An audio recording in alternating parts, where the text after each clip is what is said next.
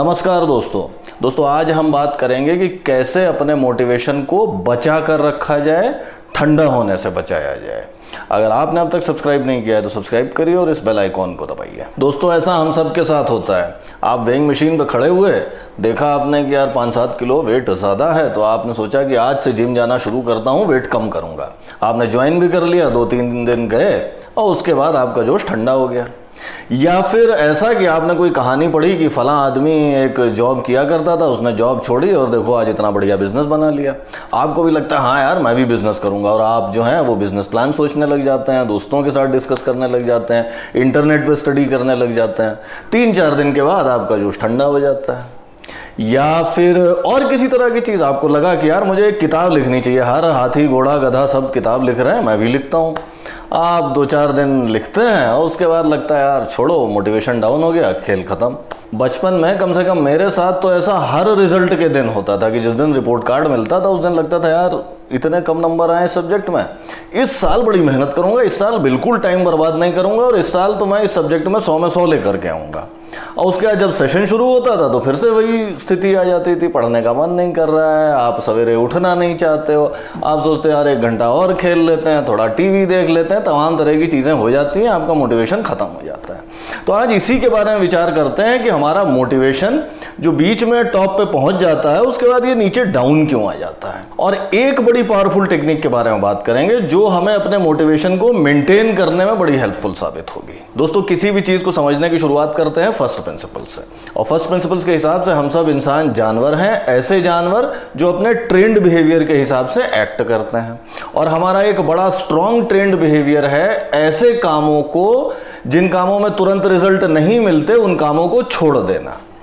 ध्यान दीजिए कि जंगल में जानवरों के पास जितने काम होते हैं, चाहे शिकार करना है, चाहे घास खाना है, चाहे पार्टनर ढूंढना है, चाहे किसी खतरे से बचना है, सारे के सारे काम ऐसे हैं कि उनमें तुरंत रिजल्ट आ जाता है। शेर शिकार के लिए जाता है, ज़रा देर में पता चल जाता है कि ये हिरन मिलेगा कि नहीं मिलेगा, या हिरन घास खाना चाहता है, पता चल जाता है कि ये तिनका मुझे मिलेगा कि नहीं मिलेगा।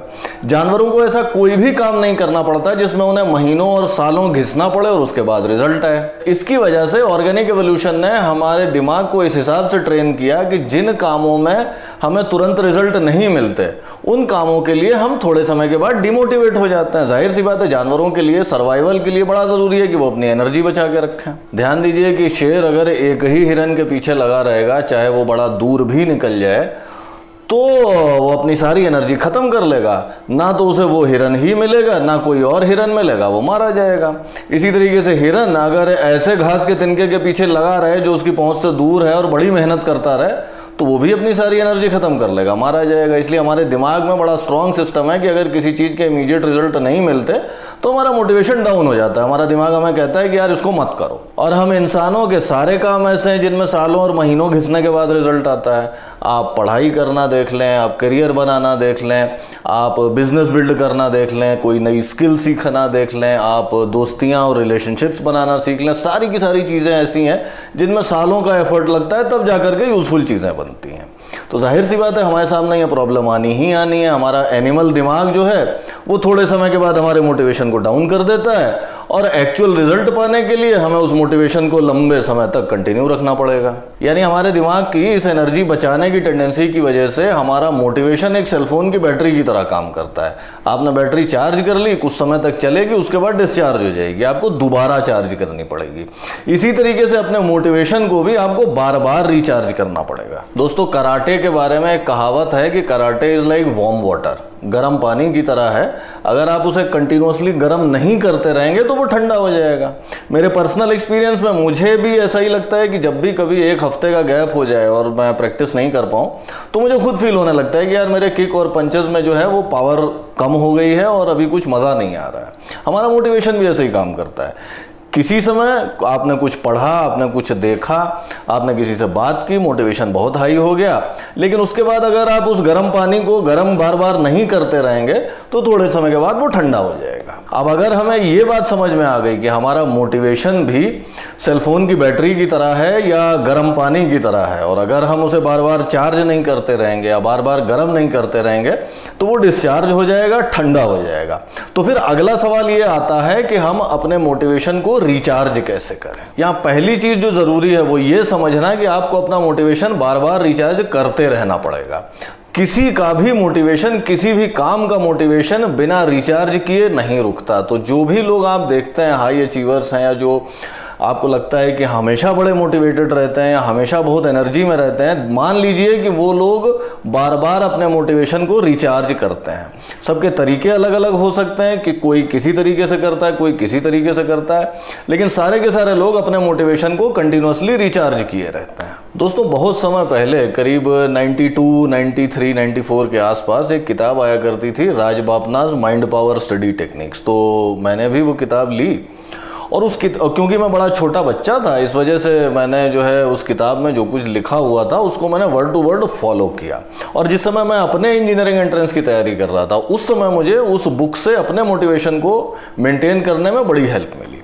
और वो बुक कहती क्या थी कि आप आधा घंटा पढ़िए और उसके बाद 5 मिनट का ब्रेक लीजिए, और उस 5 मिनट के ब्रेक में करीब 2 मिनट आप स्ट्रेचिंग और ब्रीदिंग करिए, उसके तरीके उन्होंने बताए थे। और उसके बाद आप करीब 2-2.5 मिनट आंख बंद करके बैठिए और अपने आप को इमेजिन करिए कि आप सक्सीड कर गए हैं, और बहुत डिटेल में इमेजिन करिए। आप आवाज़ें सुनिए, आप सेंसेशंस फील करिए, आप स्मेल सूंघिए कि आप नई नई जगह जा रहे हैं, नए नए लोगों से मिल रहे हैं, लोग आपको बधाइयाँ दे रहे हैं, आप खुश हो रहे हैं, आपको इनाम मिल रहा है। माने जो कुछ भी आप ट्राई कर रहे हैं अचीव करना, आप ऐसा इमेजिन करिए कि आपको वो मिल गया है, और फील करिए अपने अंदर। और उसके बाद करीब 2 मिनट ऐसा करने के बाद आप वापस पढ़ने आ जाइए। तो मैं इस टेक्निक को काफ़ी यूज़ किया करता था और मुझे इससे काफ़ी हेल्प मिलती थी, अपना मोटिवेशन बनाए रखने में काफ़ी हेल्प मिलती थी। अब इसके बारे में आप अगर डिटेल में थोड़ा स्टडी करेंगे तो ये विजुअलाइजेशन टेक्निक है कि आप जो हैं वो बेसिकली अपने काम से बीच में ब्रेक लेकर के जैसे ही मोटिवेशन डाउन होता है, आप बैठते हैं, थोड़ा इमेजिन करते हैं, सोचते हैं कि हाँ यार मैं सक्सीड कर गया, मैं ऐसी ऐसी जगह जा रहा हूँ, लोग मुझे बधाइयाँ दे रहे हैं, लोग मिल रहे हैं, लोग मुझसे बात करके खुश हो रहे हैं, और आपको अपने अंदर बड़ी अच्छी एनर्जी और बड़ा स्ट्रॉन्ग मोटिवेशन दोबारा आता हुआ फील होता है। मेरे लिए पर्सनली इंजीनियरिंग एंट्रेंस के टाइम पर इस टेक्निक ने बड़ा अच्छा काम किया, MBA एंट्रेंस के टाइम पर इस टेक्निक ने बड़ा अच्छा काम किया, और उसके बाद भी कई और स्टेजेस पर इस टेक्निक ने बड़ा अच्छा काम किया। ऑब्वियसली आप विजुअलाइजेशन अपनी लाइफ में कैसे यूज कर सकते हैं, इसका सही तरीका आपका नेचर क्या है, आपकी स्ट्रेंथ वीकनेसेस क्या है, आपका टारगेट क्या है, आप क्या चीज अचीव करना चाहते हैं, आपकी स्थिति और परिस्थिति क्या है, क्या कॉन्टेक्स्ट है, इस तरह की चीजों पर डिपेंड करेगा। लेकिन एक चीज जो हर किसी के लिए फायदेमंद होगी वो ये है कि जब भी आप वो काम शुरू करने जाएं